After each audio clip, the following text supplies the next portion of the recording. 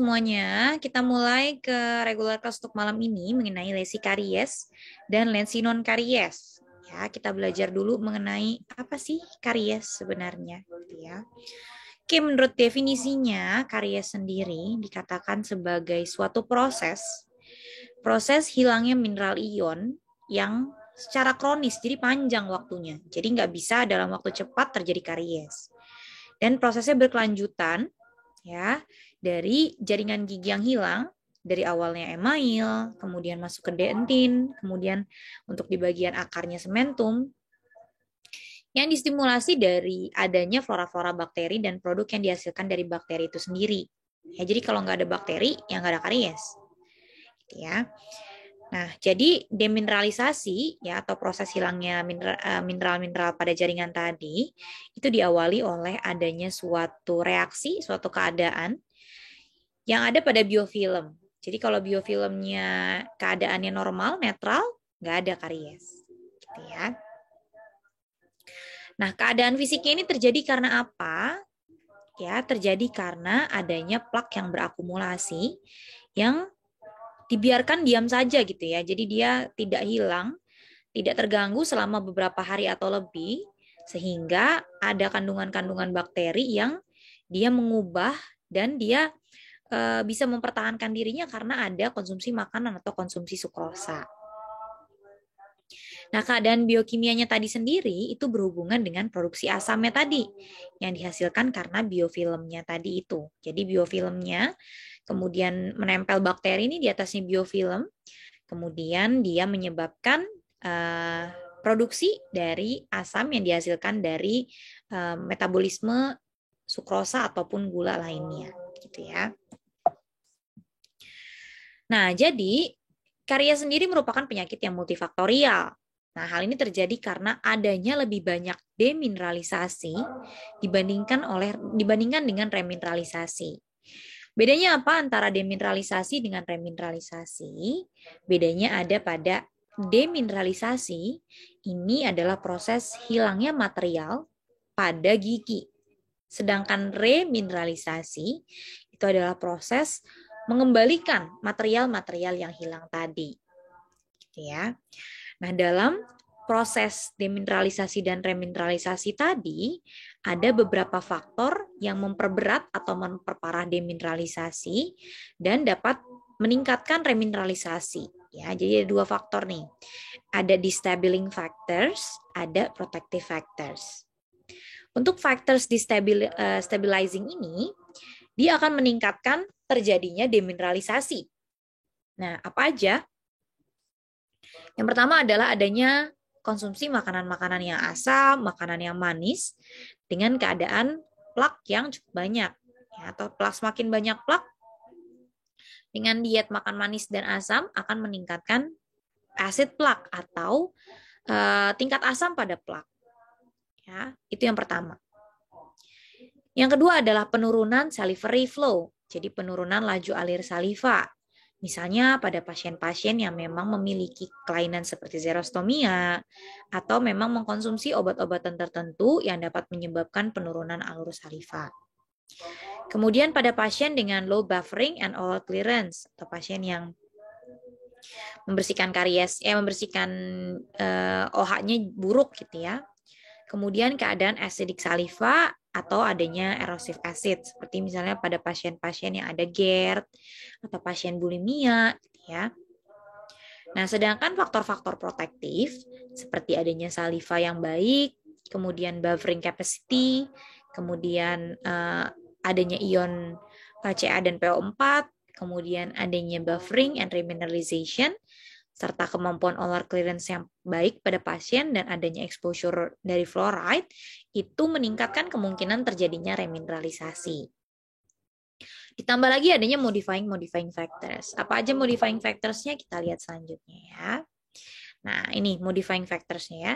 Sebelumnya, kalau menurut Triad Keyes ya atau menurut Keyes dikatakan bahwa ada 3 faktor utama yang mempengaruhi terjadinya karies. Yang itu yang pertama adalah dental plaque ya atau dari hostnya itu sendiri ya. Dari mikrofolanya itu sendiri, kemudian dari gigi ya atau dari hostnya, dan dari diet atau substratnya. Nah, ketika ada tiga-tiganya barulah terjadi karies. Ketika hanya terjadi dua di antaranya itu nggak ada karies kalau menurut Keyes.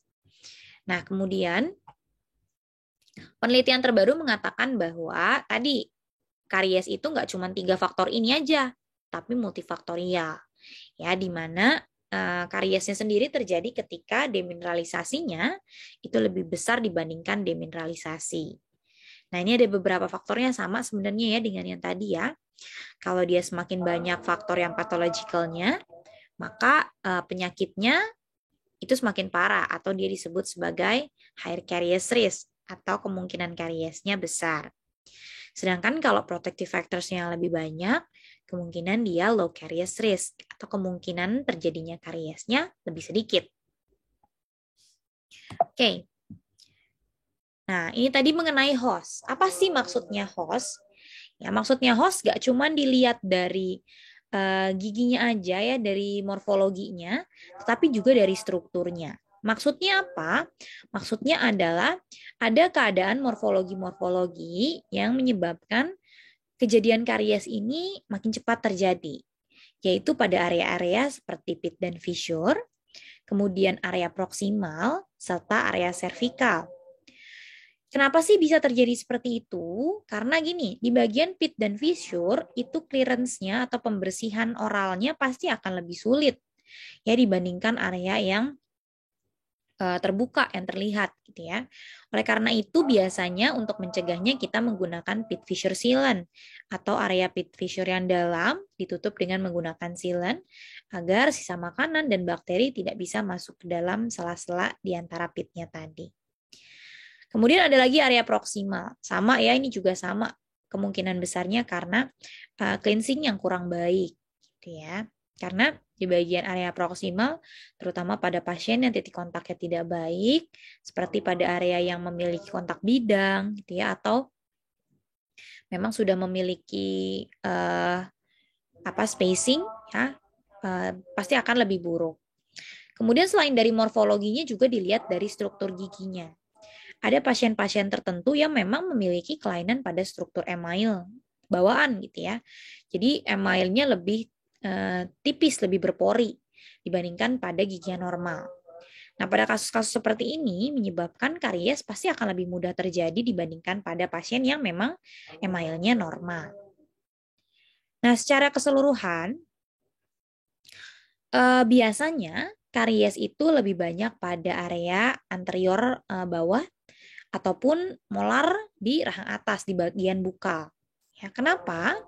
Karena di bagian anterior ini rahang bawah ya, terutama di bagian lingual, biasanya terjadi penumpukan kalkulus. Karena di situ ada lokasi keluarnya ductus dari kelenjar saliva mayor. Begitu pula dengan area bukal molar atas, ya.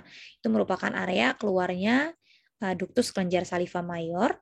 Ditambah lagi area-area tersebut itu biasanya untuk pembersihannya itu akan lebih sulit ya, pasien kadang suka lupa membersihkan atau malas membersihkan area-area tersebut.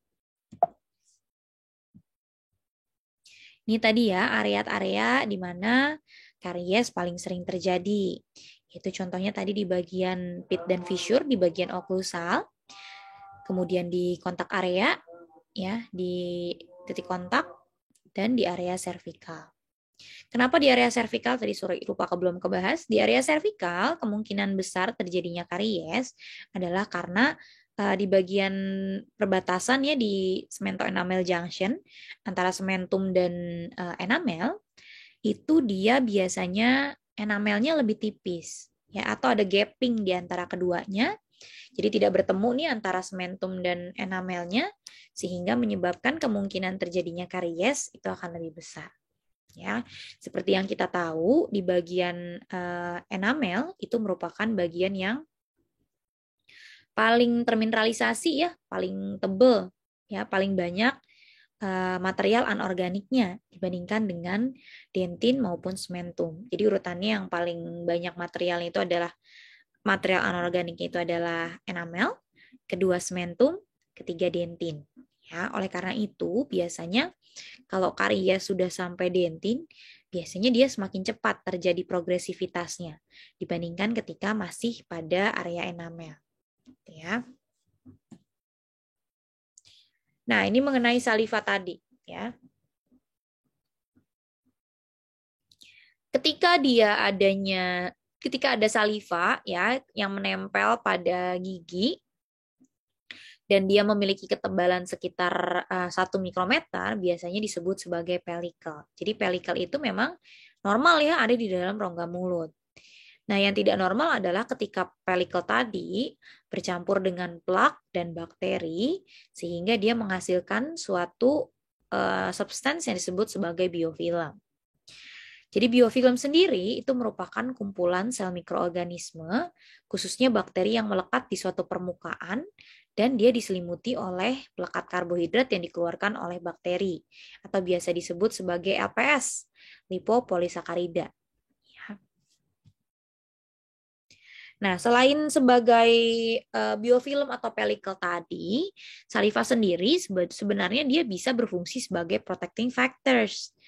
Nah, saliva ini mempertahankan flora normalnya atau integritas dari permukaan gigi itu bisa dengan pembersihan bakteri, kemudian dengan kapasitas buffer ya karena saliva yang normal dia mengandung ion Ca dan PO4.